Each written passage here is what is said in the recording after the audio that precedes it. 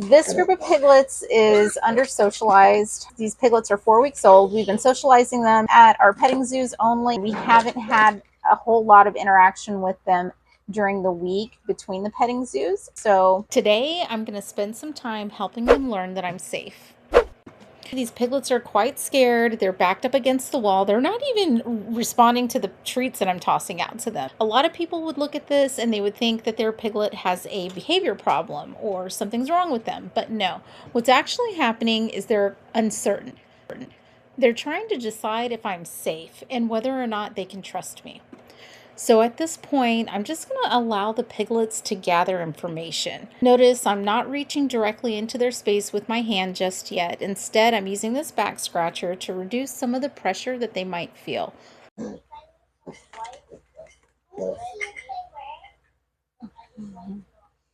Oh, that feels good, doesn't it?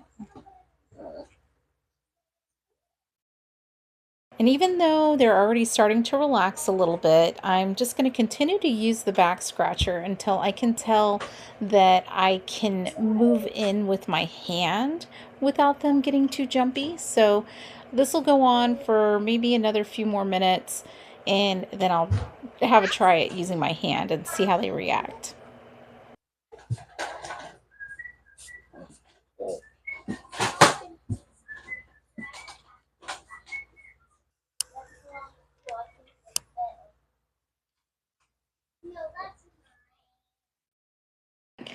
I'm offering more Cheerios and still no takers.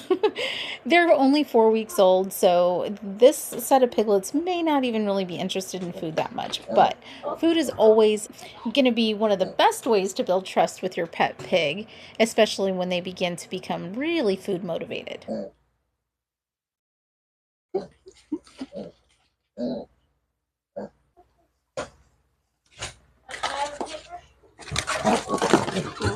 Okay. I'm trying to scoot in, but they're still a little bit too scared. Since they're not quite ready to trust me petting them with my hand, I'm just going to go back to the back scratcher and continue to do this until I build just a little bit more trust with them.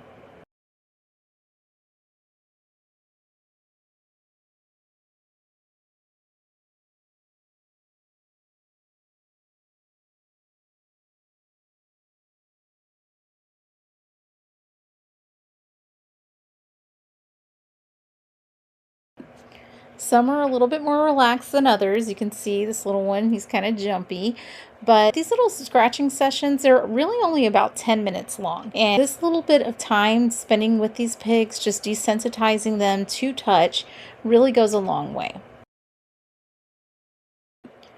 We're going to have another try at the Cheerios. The first 2 times I offered them the Cheerios, they didn't trust me enough to even take food from me. Now look, we have some takers. This is great. This is the beginning of trust, not because they obeyed me, but because they chose to move one step closer to trusting me.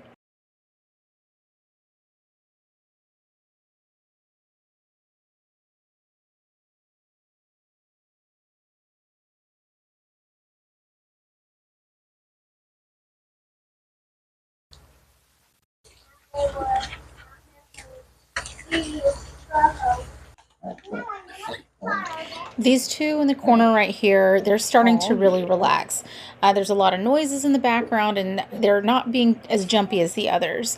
So I'm going to attempt to reach in with my hand on these two because they're definitely a lot more relaxed than they were before, which means that they're beginning to trust me.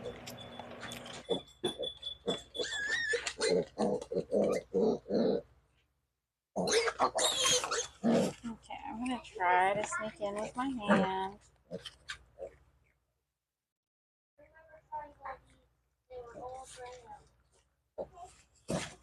Starting at their rump.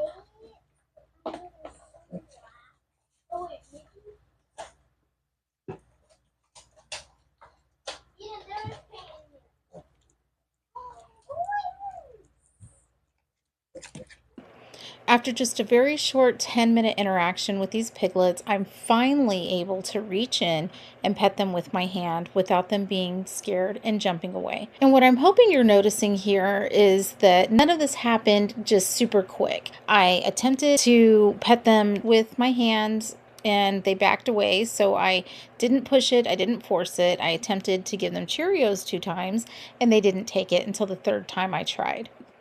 So there wasn't a moment where I forced them to trust me.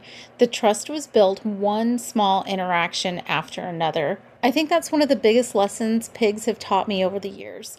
Relationships can't be rushed. Whether we're working with piglets, people, or ourselves, trust grows when safety is present, when we feel safe. And safety grows through consistency, patience, and positive experiences repeated over and over again. When a pig feels safe, trust follows. And when trust follows, cooperation becomes possible.